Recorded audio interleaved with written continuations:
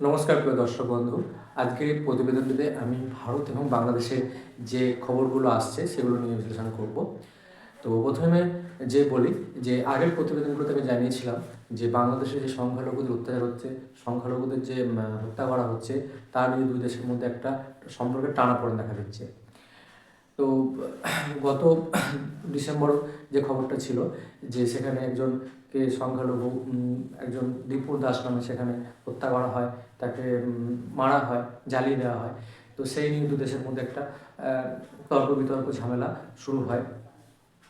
তো সম্প্রতি আরও একটা যেটা নিউজে আসছে, তো সেখানে একজন সংখ্যালঘু ব্যবসায়ী খোকন দাস বলে নাম, তাকে 31 ডিসেম্বর রাতে নাকি কোনো এক অজ্ঞাত পরিচয়েরা ছুরিয়াঘাত করে এবং তাকে হত্যা করা হয়।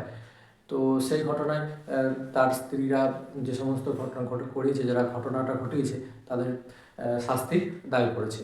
তো বিষয় এটা হলো যে এখন ভারত এবং বাংলাদেশের মধ্যে যে সম্পর্কের যে টানাপোড়েন, তার মধ্যে এই যে সংখ্যালঘুদের এইভাবে অত্যাচার নিধন হচ্ছে, সেটা কিন্তু একটা উদ্বেগের কারণ হয়ে দাঁড়িয়েছে। কারণ সে দেশের সংখ্যালঘুদের অত্যাচার হলে ভারত কিন্তু চুপ করে বসে থাকবে না। ভারত একটা দায়িত্বশীল দেশ, তারা দেখছে সেই দেশের পরিস্থিতির উপর নজর রাখছে।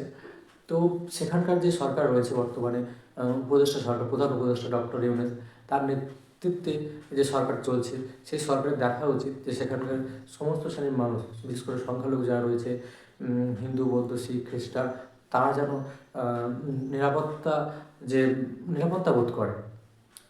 তো এখানে যে বিষয়টা হলো যে ভারত সরকার যে অ্যাকশন নেবে না সেটা কিন্তু নয়।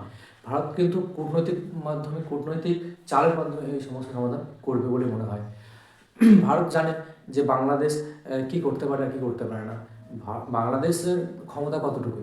তো সম্প্রতি একটা খবর যেটা এসছে, গতকালকে কিন্তু ভারত একটা কূটনৈতিক চাল কিন্তু ছেড়ে দিয়েছে। তাদের যে আইপিএলে যে কলকাতা নাইট রাইডার্সের হয়ে খেলার কথা ছিল, সে দেশের একজন ক্রিকেটার, তার নাম হচ্ছে মুস্তাফিজুর রহমান। তো তাকে সরাসরি বিসিসিআই বলেছে যে রিলিজ করতে হবে, কেয়ার স্কোয়াডে তাকে রাখা যাবে না। তার মানে সে ভারত থেকে টাকা নিয়ে যাবে, আর বাংলাদেশে সে দেশে বাংলাদেশের যে সংখ্যালঘু রয়েছে তাদের অত্যাচার হবে সেই সব দেশের দ্বারা। তো সেখানে ভারত চুপ করে বসে থাকবে না। ভারত বারবার কিন্তু বাংলাদেশকে বুঝিয়েছে যে আমাদের সরকার যেন এই ব্যবস্থাতে সংখ্যালঘু যারা রয়েছে তাদের নিরাপত্তাটা সুনিশ্চিত করে।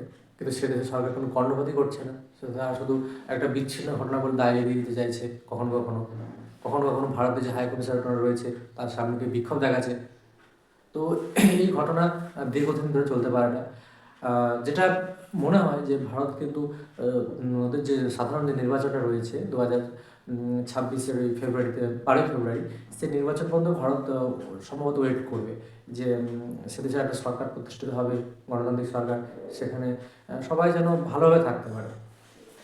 আর যদি এরকম অত্যাচার হতে থাকে, বারবার যদি খবরে আসে, ভারত যদি এটা দেখতে পায়, ভারত কিন্তু চুপ করে বসে থাকবে না। ভারত ইতিমধ্যেই কিন্তু কড়া বিবৃতি থেমে থাকেনি, ভারত বিভিন্ন জায়গায় কিন্তু সেনা মোতায়েন করছে। সম্প্রতি আরও একটা খবর যে কখনো কখনো ধমকি দেয় না, বাংলাদেশ থেকে 76 দখল করে নেবো।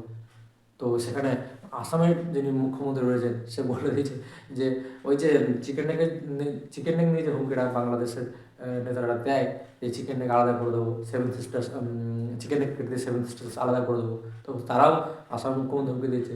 সে বাংলাদেশেও দুটো চিকেন নেক আছে, একটা হলো রংপুর সেকশানে আর একটা হলো চট্টগ্রাম সেকশানে। তো তাদের ওই চিকেন নেক কাটতে কাটতে কখন দেখা যাবে তারা দুটো চিকেন নেকই কাটা হয়ে গিয়েছে। সেটা তাদের দিকে আগে নজর দেওয়াটা বেটার সব থেকে বাংলাদেশের মানুষের। নাহলে ভারত কিন্তু এরকম কূটনৈতিক চাল কিন্তু দিতেই থাকবে। এই মুস্তাফিজুর রহমানকে বাদ দেওয়া হলো, এটাও কিন্তু একটা ভারতের কূটনৈতিক চাল।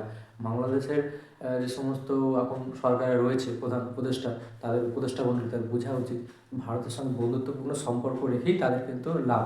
তারা পাকিস্তান অঙ্গুলি হেলনে বা বৈদেশিক যারা শত্রু রয়েছে ভারতে তাদের অঙ্গুলি হেলনে তারা যদি ভারতের বিরুদ্ধে নানা রকম উস্কানিমূলক মন্তব্য দেয়, ভারতের বিরুদ্ধে মানে এইসব সন্ত্রাসমূলক কার্য করতে চায়, ভারত কিন্তু ছেড়ে দেওয়ার পাত্র নয়। ঠিকঠাক টাইট কিন্তু ভারত দিয়ে দেবে তাদেরকে। তো বাংলাদেশের যারা এখন রয়েছে তাদের বোঝা উচিত যে ভারতের সঙ্গে সম্পর্ক ভালো রাখাই তাদের একমাত্র করণীয়, একমাত্র উপায়। তো এই প্রতিবেদনটিতে বিস্তারিত ব্যাখ্যা করা হলো বর্তমানে ভারত এবং বাংলাদেশ নিয়ে কী অবস্থা রয়েছে। তো আপনাদের কি মতামত যে ভারত এবং বাংলাদেশ সম্পর্ক এখন বর্তমানে কেমন হওয়া উচিত? ভারত যে বিসিসিআই যে এই পদক্ষেপটা নিল, যে কেকেআর স্কোয়াড থেকে মুস্তাফিজুর রহমানকে বাদ দিল, এটা ভারতের কেমন কূটনৈতিক চাল? অবশ্যই আপনার কমেন্ট বক্সে লিখে জানাবেন। ধন্যবাদ প্রিয় দর্শক বন্ধু।